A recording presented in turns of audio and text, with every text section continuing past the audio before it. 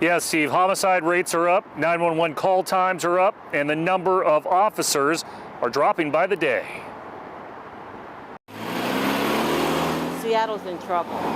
Look at the East Precinct. Look at downtown. Look at everything's boarded up, spray painted. We're losing police. We've already lost so many officers. Victoria Beach is exasperated. It's a mess. It's a huge mess. She's the chair of the Seattle Police African American Community Advisory Council and has lived in the Central District for decades, has worked on police reform, and can't remember seeing these kind of numbers. Seeing that on paper and the numbers blew me away, and it made it more real.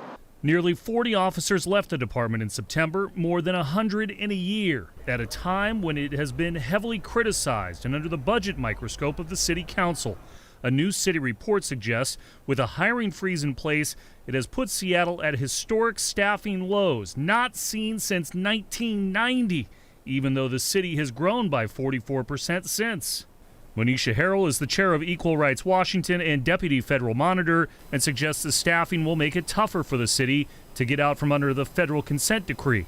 I don't think that we necessarily passed the stress test. So does that mean that we have a little bit further to go? Absolutely. Aaron Goodman is the SoDo Business Improvement Area Director and blames the council for rushing changes. We need to address the community calls for changes in our police department.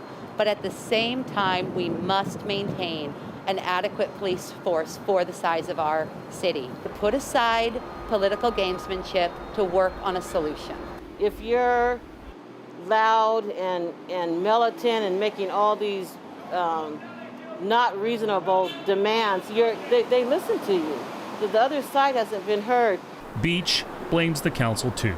I was born and raised here in Seattle. This isn't the city I grew up in.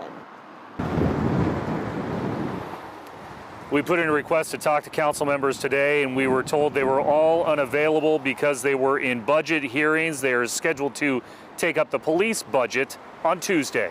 Live tonight in Seattle, I'm Chris Daniels, King 5 News.